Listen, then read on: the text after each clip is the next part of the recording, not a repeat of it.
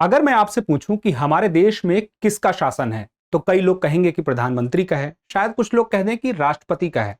लेकिन इसका सही जवाब क्या है कि इस देश में विधि का शासन है, यानी कि रूल ऑफ लॉ। अब बात की जाए इस देश के सर्वोच्च विधि कौन सी है, यानी कि सबसे बड़ा कानून कौन सा है, तो वो है संविधान।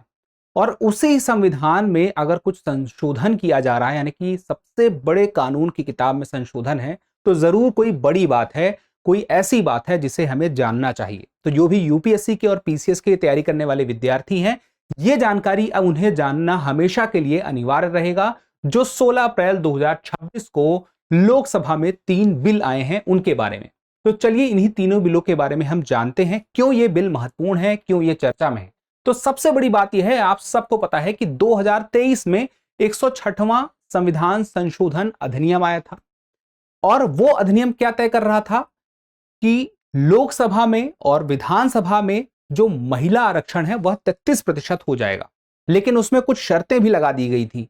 शर्तें क्या थी कि 2026 के बाद जब जो नवीनतम जनगणना होगी उसके आधार पर जब परिसीमन होगा और उसके बाद फिर परिसीमन के बाद में सीटें तय होंगी महिलाओं के लिए कौन सी है, तभी वो आरक्षण लागू होगा 15 साल के लिए। हालांकि उसे बाद में बढ़ाया भी जा सकता है, वो अलग बात है। तो यहां पे मसला ये था कि कुछ दिन पहले भारत के प्रधानमंत्री जी ने भाषण देकर यह बात स्पष्ट कर दी थी कि महिला आरक्षण को 2029 में ही हम लागू कर देंगे, यानी कि 2029 में जो लोकसभा चुनाव होंगे और उसके बाद उस समय से लेके जो भी विधानसभा चुनाव होंगे उसमें भी। लेकिन ये कैसे पॉसिबल होगा? तो इसके लिए फिर कुछ दिन पहले खबर आती है कि बजट सत्र 2026 का खत्म हो चुका था, लेकिन राष्ट्रपति ने स्पेशल सेशन बुलाया पार्लियामेंट का। अब पार्लियामेंट का स्पेशल सेशन कैसे बुलाया, उसके लिए भारत के संविधान में अनुच्छेद 85 एक काम करता है।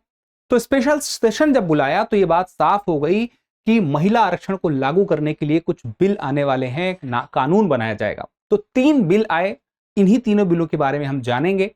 सारी बातों को एक एक करके देखते हैं, मुद्दों को समझते हैं। लेकिन सबसे पहले एक जरूरी बात की GS studio foundation course live online आ चुका है। अगर आप यूपीएससी की तैयारी कर रहे हैं और अपने घर से आप चाहते हैं कभी भी किसी भी वक्त आप तैयारी कर सकें, बेहतरीन क्लास आपको मिलेगी इंग्लिश मीडियम, हिंदी मीडियम और इंग्लिश तीनों ही मीडियम में। और खास बात का है कि यह आपको मिलेगी दृष्टि लर्निंग ऐप पर। और ना सिर्फ क्लासेस मिलेंगी, आपको स्टडी मटेरियल प्रिंटेड फॉर्म में आपके घर पहुंचाया जाएगा। और अच्छी बात यह भी है कि ये जितनी भी क्लासेस हैं वो आप उसका प्रीलिम्स का और मेंस का टेस्ट भी दे सकते हैं दृष्टि लर्निंग ऐप पर। और क्लासेस आपकी पूरे यूपीएससी के लिए प्रीलिम्स प्लस मेंस के जीएस को कवर करेंगी और जीएस को यह पूरा कंप्लीट करा देंगी 14 महीनों में। आप 18 महीनों तक क्लास को जितनी बार चाहें उतनी बार देखें, जितनी बार चाहें उतनी बार रिवीजन करें। और इसकी फीस रहने वाली है 34,999 रुपए। और अगर आप चाहते हैं कि आपको इसमें मैक्सिमम डिस्काउंट मिले तो इस वीडियो के डिस्क्रिप्शन में इस कोर्स का लिंक है।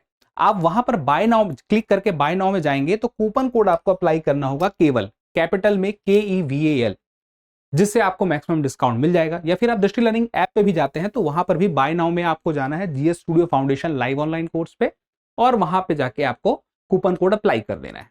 कोर्स देखिए 27 से हिंदी मीडियम, 28 से इंग्लिश और 29 से इंग्लिश मीडियम में शुरू हो रहा है, वो आप देख लीजिएगा।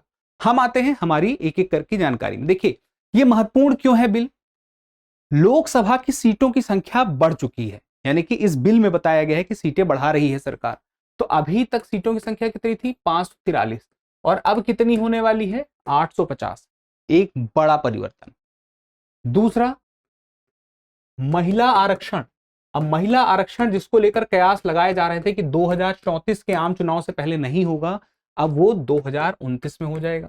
और तीसरी बात यहां पे ये भी है कि परिसीमन, यानी कि सीटों की संख्या की वृद्धि ये बता रही है कि परिसीमन जो रुका हुआ था 1976 से 42वें संविधान संशोधन के माध्यम से परिसीमन ही नहीं हो पा रहा था देश में। अब परिसीमन का मतलब क्या है ये भी आपको पता होना चाहिए।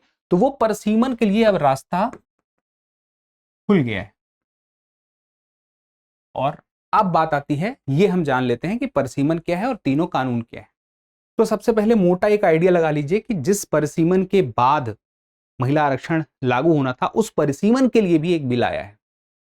परिसीमन का मतलब मोटा यह है कि नवीनतम जनगणना के आधार पर जिसका आंकड़ा आ चुका है, उस आधार पर जो सीटें हैं उनका क्षेत्र और उन सीटों की संख्या का निर्धारण करना, ये कहलाता है परिसीमन। तो अब इसके बारे में और डिटेल से जानते हैं। पहले हम एक एक करके तीनों कानूनों को जान लेते हैं। तो पहले जो बिल आया 131वां संविधान संशोधन। अब ये जो बिल है, ठीक है, अब इसमें प्रावधान कौन कौन से हैं? सबसे पहले तो अनुच्छेद 81 में बदलाव हुआ। कैसे? जो मैंने कहा था ना, सीटें बढ़ गई, 543 से 850 पहुंच गई, तो उसके लिए अनुच्छेद 81 में यह बात कही गई थी कि अधिकतम सीटों की संख्या कितनी है? 550 है 543, लेकिन अधिकतम जो हो सकती थी वो लिमिट थी अधिकतम की 550। अभी इसे बदलकर कितना करने की बात कही गई है? 830 हो जाएगी, 815 हो जाएगी आपकी राज्यों के लिए और 35 हो जाएगी केंद्र शासित प्रदेश के लिए, और इन दोनों को मिला देंगे तो ये हो जाएगा 850। पहले केंद्र शासित प्रदेश के लिए कितनी थी? तो पहले 20 थी, अब इसमें 15 बढ़ा दिया गया है, तो ये हो गया है 35। पहली बात तो आपकी ये हो गई। फिर उसके बाद दूसरा जो परिवर्तन इस बिल में कहा गया है, क्या कहा गया है? दूसरा कहा गया है कि जनसंख्या के आधार पर परिसीमन होगा।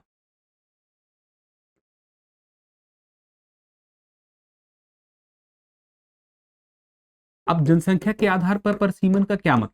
जनसंख्या के आधार पर परिसीमन का मतलब ये है कि पहले ये स्पष्ट कर दिया है कि जनसंख्या जितनी किसी राज्य की बढ़ेगी, जिस अनुपात, दो बातें हैं, जिस अनुपात में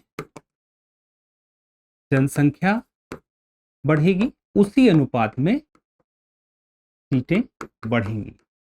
और दूसरी बात इसमें क्या कह दी है? दूसरी बात यह भी कह दिया गया है प्रत्येक राज्य में जो निर्वाचन क्षेत्र का मतलब क्या है? जैसे आपके यहाँ लोकसभा निर्वाचन क्षेत्र की अगर हम बात करें, लोकसभा सीटों की बात हो रही, तो लोकसभा निर्वाचन क्षेत्र में जो किसी एक मेंबर के लिए, किसी एक व्यक्ति के लिए जो वोट डालते हैं, जितने उस क्षेत्र के लिए लोग चुनाव में खड़े होंगे और वहां के लिए एक वोटर लिस्ट रहेगी, वो लोकसभा निर्वाचन क्षेत्र होगा। और प्रत्येक राज्य में जो निर्वाचन क्षेत्र है वहां पे जो जनसंख्या है उसे बराबर रखा जाएगा, ये बात कह दी गई है। तो ये एक महत्वपूर्ण अपडेट है, ये 2 पॉइंट। फिर तीसरी बात ये कह दी गई है, हम अगर ये देखें तो ये था कि अभी तक क्या होता था कि जो परिसीमन आयोग, देखिए परिसीमन की पूरी व्यवस्था मैं बताऊं, पहले भी कई बार परिसीमन हो चुका है। मोटी परिभाषा मैंने क्या बताई? परिसीमन का मतलब क्या है कि नवीनतम जनगणना के आधार पर, उसके आंकड़ों के आधार पर जो सीटें हैं उसकी सीमाओं में संतुलन बनाना और उसके साथ में उनकी संख्या में वृद्धि करना। और ऐसा क्यों किया जाता है? देखिए, जनसंख्या बढ़ती है और अगर हम देखें तो उत्तर प्रदेश की बात करें तो जहां 25 से 30 लाख की आबादी के बीच में एक लोकसभा सांसद है। तमिलनाडु हम देखें तो 15 से 20 लाख की आबादी में लगभग उसके आसपास एक लोकसभा सांसद है। तो उसी संसद में एक व्यक्ति के पीछे 25-30 लोग हैं और एक व्यक्ति के पीछे 15 से 20 लाख लोग हैं और एक तरफ 25 से 30 लाख लोग हैं, तो ये अंतर है। तो वोटों का मूल्य क्या बराबर रहा? नहीं रहा। तो वोटों का मूल्य बराबर करने के लिए ही परिसीमन होता था। तो पहले सीटें बढ़ रही थी, सीटों की संख्याएं बढ़ती थी हर जनगणना के बाद। जैसे 1952 में परिसीमन हुआ, याद रखिएगा, परिसीमन 1952 में हुआ, फिर 1963 में हुआ, फिर 1973 में हुआ, और फिर 1973 में जब हुआ परिसीमन तो अब क्या था, जनसंख्या नियंत्रण के भी प्रयास कर रहे थे कई राज्य। दक्षिण भारतीय राज्य उसमें काफी तेजी से आगे बढ़ रहे थे जनसंख्या नियंत्रण करने में, उत्तर भारतीय राज्य उसमें पीछे थे, यानी कि वहां पर जनसंख्या तेजी से बढ़ रही थी, तो अंतर आता जा रहा था। तो ये चिंता व्यक्त की गई, तो ऐसे में क्या होगा, सीटें बढ़ जाएंगी उत्तर भारत की संसद में, दक्षिण भारत की कम हो जाएंगी। तो ये हुआ कि इस पर रोक लगाई जाए। तो 42वां संविधान संशोधन आता है। कौन सा आता है? 42। तो 42वां जो संशोधन होता है वो क्या बात कहता है? ये कब आया? 1976 में।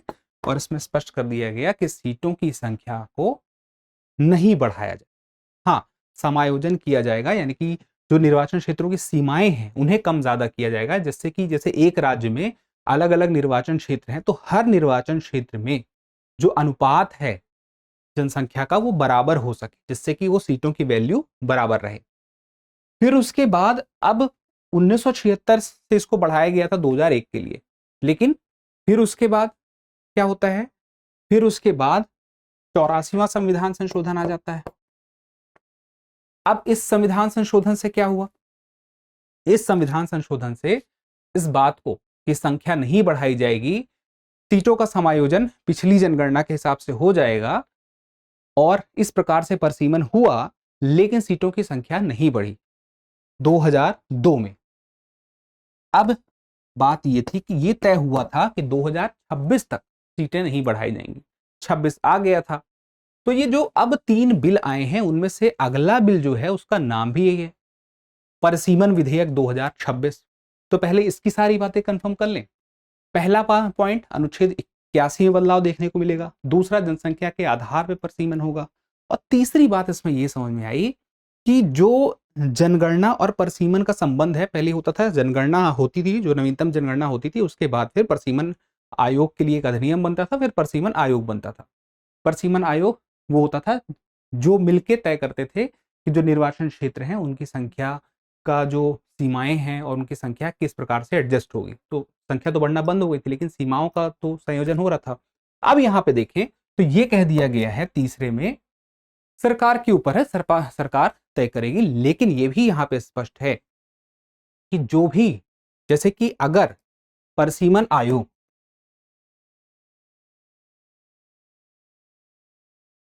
जब बनेगा उस दौरान जो भी जनगणना के नवीनतम आंकड़े होंगे, तो नवीनतम आंकड़े कौन से होंगे अभी के हिसाब से आप देखिए तो अगर अभी कुछ समय में, एक साल के अंदर अभी ये प्रक्रिया कुछ होती है, अभी कुछ समय में ही बन जाता है परिसीमन आयोग जो कि तय करेगा परिसीमन कैसे होगा। तो अब उसके पास नवीनतम आंकड़े कौन से होंगे, 2011 की जनगणना की। इसलिए कहा जा रहा है कि 2011 की जनगणना के आंकड़ों का इस्तेमाल होगा। उसके पीछे की वजह यह है। चौथी बात यह है कि महिला आरक्षण कानून, नारी शक्ति वंदन अधिनियम 2023 का था, 106वां संविधान संशोधन, 33% आरक्षण तय करने की बात कही गई थी। तो ये हुआ था, ये कहा जा रहा था कि 33% आरक्षण अगर हम लगा देंगे तो अभी जो पुरुष मेंबर हैं उनकी सीटें कम हो जाएंगी। तो इस बात से भी था कि सीटें बढ़ा दी जाए तो बेहतर है। तो सीटें तो बढ़ा दी गई, लेकिन अभी ये बात थी कि अब परिसीमन नवीन जनगणना के आधार पर होगा, तो अब ये बात हटा दी गई। अभी ये कह दिया गया है कि जब परिसीमन नवीन जनगणना के आधार पर नहीं होगा तो ये किस पे हो रहा है, 2011 के आंकड़े के आधार पे। और यहां पे भी ये बात स्पष्ट कर दी गई है कि अब 106वां जो संविधान संशोधन अधिनियम है उसमें वह जो आरक्षण लागू होना है उसके लिए अब नवीनतम जनगणना यानी कि 2026 के बाद जो भी जनगणना होगी उसके बाद जो परिसीमन होगा तब आरक्षण लागू होता। तो वो बात अब हटा दी गई है, यानी कि महिला आरक्षण का रास्ता आसान हो गया है। पहले तो क्या था कि 2026 के बाद जो जनगणना होगी उसके आधार पर महिला आरक्षण लागू हुआ, लेकिन अब वो बात हटा दी गई है। तो ये 131वां संविधान संशोधन है। फिर उसके बाद हम आते हैं परिसीमन विधेयक पे। अब परिसीमन विधेयक को भी समझ लीजिए। अब परिसीमन विधेयक 2026, विधेयक मतलब वही बिल। इसमें क्या है, जो परिसीमन आयोग बनेगा इसकी संरचना क्या होगी, संरचना क्या होगी मतलब इसके मेंबर कौन होंगे, प्लस प्रक्रिया क्या होगी। इसकी कुछ प्रक्रियाएं हैं जो अभी ध्यान में रखेगा यह परिसीमन आयोग। तो संरचना को लेकर के जो बातें सामने आई, इसके सदस्य कौन होंगे, सुप्रीम कोर्ट के जज जो है या हैं, एक सदस्य। फिर उसके बाद अगला कौन होगा, टोटल 3 सदस्य। दूसरे की बात करें तो मुख्य चुनाव आयुक्त। अब मुख्य चुनाव आयुक्त के अलावा यह हो सकता है कि साथ में या तो इनके अलावा कोई नामित हो, या तो ये हो या फिर यहां पे या लगेगा, या इनके द्वारा नामित कोई अन्य चुनाव आयोग। अब तीसरा, राज्य निर्वाचन आयुक्त। तो ये आपके हो गए 3। स्पष्ट हो गया? चलिए अब आगे यहां पे कुछ भी इन्होंने जो अब प्रक्रियाओं के भी बारे में बात करनी पड़ेगी। संबंधित राज्य के जो राज्य निर्वाचन आयुक्त होंगे, तो अब इसमें से ये तो हो गए सदस्य, संबंधित राज्य के निर्वाचन आयुक्त जो भी 10 सहयोगी सदस्य होंगे। 10 सदस्य कैसे होंगे? सहयोगी। अब ये सहयोगी सदस्य का मतलब क्या है? सहयोगी सदस्य का मतलब ये हो गया 5 लोकसभा के और 5 विधानसभा के, जो भी संबंधित राज्य होगा। तो इनका चुनाव कैसे होगा? लोकसभा अध्यक्ष तय करेंगे कि वो 5 कौन होंगे, और संबंधित राज्यों में उस विधानसभा के अध्यक्ष करेंगे कि वो 5 कौन होंगे। फिर उसके बाद अब ये तो हो गया सहयोगी सदस्य के। अब ये जो सहयोगी सदस्य हैं, ये किसी मामले में वोट नहीं कर सकते।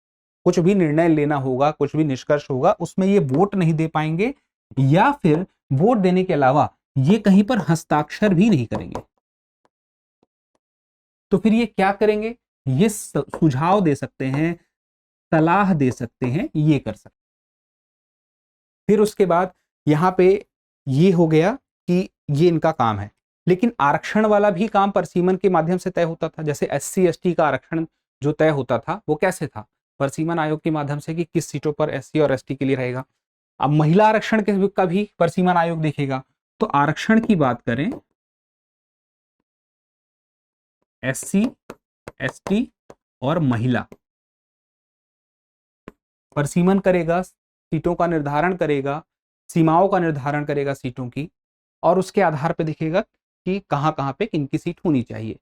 अब ये ध्यान रखेगा कि जहां पे तुलनात्मक रूप से SC की आबादी ज्यादा है वहां पे SC सीट होगी, जहां पे सबसे ज्यादा ST आबादी है वहां पे ST की सीट होगी। तो ये बातों का ध्यान उसे रखना पड़ेगा। अब बात की जाए निर्वाचन क्षेत्रों को, जब वो निर्धारण कर रहा होगा परसीमन के दौरान में निर्वाचन आयोग, तो एक खास बात का ध्यान रखेगा, प्रशासन और वोटरों की सहूलियत का। सहूलियत का मतलब क्या है? सहूलियत का ध्यान रखें, यानी कि मैं ये कह सकता हूं जो निर्वाचन क्षेत्र है प्रशासन के हिसाब से, जैसे या वोटर के हिसाब से भी, कि एक बीच में बड़ी नदी है या बीच में ऐसा पहाड़ है जहां से इस पार से उस पार जाना मुश्किल है, लेकिन पहाड़ के इस पार के भी कुछ लोगों को और उस पार के भी लोगों को मिला के बना दिया गया एक निर्वाचन क्षेत्र। तो ऐसी मुश्किल नहीं आनी चाहिए, यानी कि उस भूगोल का, परिस्थिति का, उस माहौल का, जिसमें एक निर्वाचन क्षेत्र के रूप में वह दिखाई भी दे, समझ भी आए और सहूलियत भी हो, आसानी भी हो वोटरों के लिए भी और प्रशासन संबंधी कार्यों के लिए भी। अब ये काम कौन करेगा? परसीमन आयोग, जिसके लिए परसीमन विधेयक में ये बातें हैं। अब तीसरा भी है, एक और है। तीसरा है केंद्र शासित प्रदेश कानून संशोधन विधेयक। अब ये विधेयक है, अधिनियम नहीं बना है। जब तक ये 16, 17, 18 में 18 तारीख तक में इस पर जब वोटिंग हो जाएगी फाइनल, फिर राष्ट्रपति के शासन के बाद ही हो पाएगा। तो केंद्र शासित प्रदेश कानून संशोधन विधेयक 2026 है। यहां पे 3 राज्यों की बात हुई है, और 3 राज्य नहीं है दरअसल, हम उसको क्या कहेंगे? 3 केंद्र शासित प्रदेश। ये 3 केंद्र शासित प्रदेशों की बात क्यों हुई है? क्योंकि ये 3 केंद्र शासित प्रदेश ऐसे हैं जहां पर विधायिका है, विधानसभा चुनाव होते हैं। कौन से वो 3 केंद्र शासित प्रदेश हैं? एक तो है आपका पुडुचेरी, दूसरा आपका दिल्ली, तीसरा आपका जम्मू कश्मीर। अब यहां पे विधायिका के लिए जो कानून काम कर रहा है उससे संबंधित कानून में संशोधन होगा। वो संशोधन क्यों? क्योंकि परसीमन यहां पर भी लागू हो सके, आरक्षण की व्यवस्था यहां पर भी लागू हो सके, वो भी होगा। क्योंकि लोकसभा नहीं, राज्य की विधानसभाओं के लिए भी परसीमन होना है। तो अब यहां पे जो कानून है वो कौन सा है? केंद्र शासित प्रदेश सरकार अधिनियम पुदुचेरी के लिए। फिर राष्ट्रीय राजधानी क्षेत्र। अब ये राष्ट्रीय राजधानी क्षेत्र अधिनियम कब का है? 1991 का है, और ये 1963 का है। 1963, 1991 और जम्मू कश्मीर पुनर्गठन अधिनियम 2019 का है। तो तीसरा वाला जम्मू कश्मीर पुनर्गठन अधिनियम, अब ये 2019 का, इसके माध्यम से ही यहाँ की जो विधायिका की प्रक्रिया है वो दिखाई देता है, विधायिका का सिस्टम दिखाई देता है। तो इन तीनों में संशोधन हुआ। ये कानून है, ये बिल नहीं है, ये पहले से है।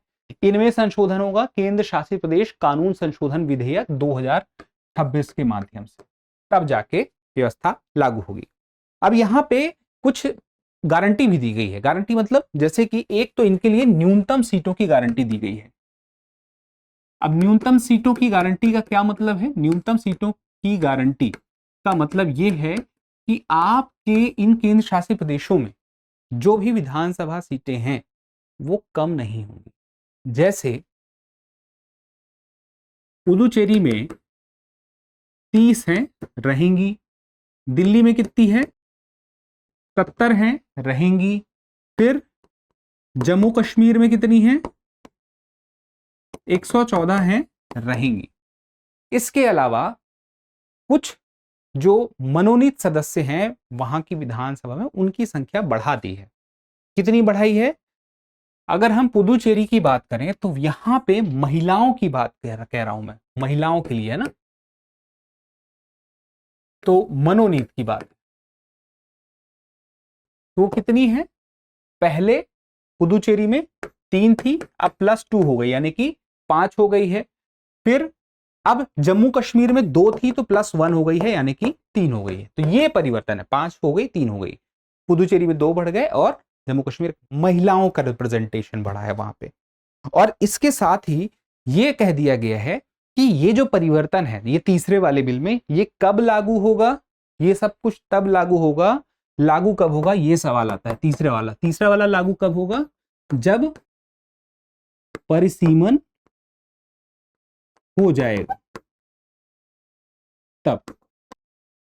अब यहां पे सारी बातों को देखें तो हम समझ गए कि हो क्या रहा है, बिल में है क्या, लेकिन अभी चिंताएं क्या है। हमें ये समझ में तो आ गया कि लोकसभा की सीटें बढ़ने वाली हैं। जो सीटें बढ़ेंगी उसमें ये बात समझ में आई कि जिस राज्य में जनसंख्या का अनुपात जितना बढ़ा है उस अनुपात में सीटें बढ़ेंगी, कि जनसंख्या के अनुपात बढ़े, जितनी जनसंख्या बढ़ी है उसी अनुपात में सीटें बढ़ेंगी।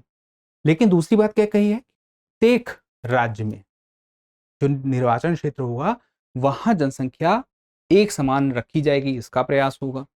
तो यहां पे दक्षिण भारतीय राज्यों की चिंताएं हैं कि अब एक तरफ उनके सामने दुविधा यह है, क्योंकि 2 चीजें, महिला आरक्षण भी चल रहा है, तो ये भी लगता है क्या वो महिला आरक्षण का विरोध हो रहा है, या सीटों को जिस तरह से बढ़ाया जा रहा है और उससे उनकी जो दक्षिण भारतीय राज्यों की संसद में जो शक्ति है, उनकी जो क्षमता है, संख्या बल है, वो कम होगा, उसकी चिंता है। तो उन चिंताओं को देखते हैं। तो हमें चिंताएं देखनी है, और चिंताएं दक्षिण भारतीय राज्यों की नहीं है, हमें कुल चिंताएं देखनी है। सबसे पहली कि उत्तर दक्षिण तनाव। अब दक्षिण भारतीय राज्यों का स्टालिन है जैसे तमिलनाडु से, और उनका कहना क्या है कि हमने जनसंख्या नियंत्रण का प्रयास किया, हमने बेहतर तरीके से जनसंख्या को कंट्रोल करने का प्रयास किया, तो क्या हमें इस बात की सजा मिलेगी कि हमारी सीटें कम बढ़ेंगी? क्योंकि जनसंख्या जिस अनुपात में बढ़ी है उस अनुपात से ही सीटें अगर बढ़नी है तो सीटों का फायदा इसका मतलब ज्यादा मिलेगा। अभी भी अगर देखें तो उत्तर भारत की सीटें ज्यादा हैं तुलनात्मक रूप से। उत्तर प्रदेश की बात करें तो ज्यादा सीटें हैं क्योंकि वहां की जनसंख्या ज्यादा है, 80 है। लेकिन लास्ट हम जो बात करें कि जिस टाइम पे ये पूरा हुआ था 1973 में सीटें, 1973 के बाद तो और जनसंख्या बढ़ी है, और जनसंख्या नियंत्रण अगर उत्तर भारतीय राज्यों ने कम किया तो अनुपातिक रूप से वहां पे सीटें अब और बढ़ने की संभावना है, कि यानी कि वहां पे जनसंख्या अनुपातिक रूप से और ज्यादा बढ़ी है। तो 80 से सीटें कुछ लोग कह रहे हैं 120 हो जाएंगी, कोई कह रहा है 140 हो जाएगी, इधर कुछ लोग कह रहे हैं 39 से तमिलनाडु के सिर्फ 50 हो पाएगी। तो वो फायदा नहीं मिलेगा, यानी कि संख्या जो है दक्षिण भारतीय राज्यों की सांसदों की संख्या संसद में कम होगी, तो उनकी आवाज कम होगी, ये बात की उनकी चिंता है। उसके बाद उनका ये कहना है कि संघीय ढांचा जो है, संघ का जो ढांचा है यानी कि सारे राज्यों को लेकर उसमें चलना है, तो कहीं ना कहीं वो अंतर आएगा। फिर कुछ लोग कह रहे हैं कि ये राजनीतिक समीकरण है, जो आने वाले चुनाव हैं उस हिसाब से राजनीतिक समीकरण देखा जा रहा है, जिससे राजनीतिक लाभ उठाया जा सके और अधिक बहुमत प्राप्त करने के लिए उस हिसाब से सीटों का निर्धारण हो सकता है। ये चिंताएं व्यक्त की जा रही हैं। लेकिन अब इसमें एक बात यह भी है कि इसके दुरुपयोग की चिंता कही जा रही है, इससे दक्षिण भारतीय राज्यों और उत्तर भारतीय राज्यों के बीच की तनाव की चिंता कही जा रही है, और इससे यह बात भी सामने आती है कि अगर परिसीमन होता है और हर जो रिप्रेजेंट करने वाला व्यक्ति, हर सांसद है, उसके पीछे उतने ही लोग हैं जितने बाकी सांसदों के पीछे, यानी कि वो वोट की वैल्यू बराबर होती है, तो वोट की वैल्यू बराबर होना भी एक देश के लोकतंत्र के लिए अच्छा माना जाता है।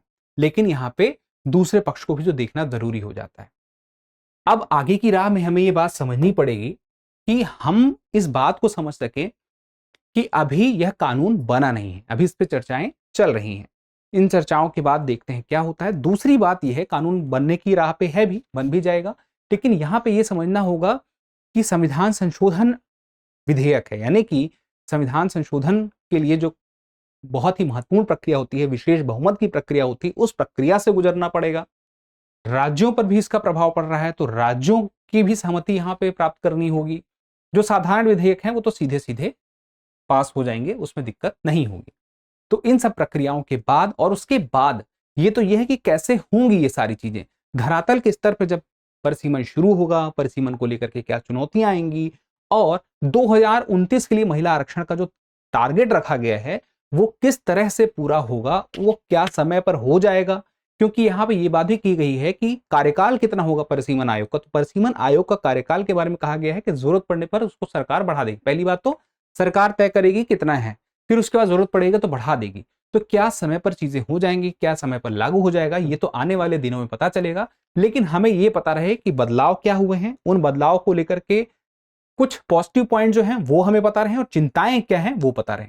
अब एक छोटा सा आपसे सवाल है, कमेंट करके जवाब दीजिएगा कि राष्ट्रपति संसद का कोई भी विशेष सत्र या कोई स्पेशल सेशन किस अनुच्छेद के आधार पर बुला सकता है। ए अनुच्छेद 81, बी अनुच्छेद 82, सी अनुच्छेद 85 और डी अनुच्छेद 85 ए। और एक और सवाल है, राष्ट्रपति बुलाता है या मंत्रिपरिषद की सलाह पर राष्ट्रपति बुलाता है, क्या इसमें अंतर है? यानी कि सीधे राष्ट्रपति को ही अपना विवेक रहता है या मंत्रिपरिषद या फिर प्रधानमंत्री राष्ट्रपति को सलाह देते हैं, क्या होता है वो भी कमेंट करके बताइएगा। हम मिलते हैं अगले सेशन में, धन्यवाद। अब एग्जाम की तैयारी को और बेहतर करने के लिए हमारे चैनल को लाइक, शेयर और सब्सक्राइब करना ना भूलें।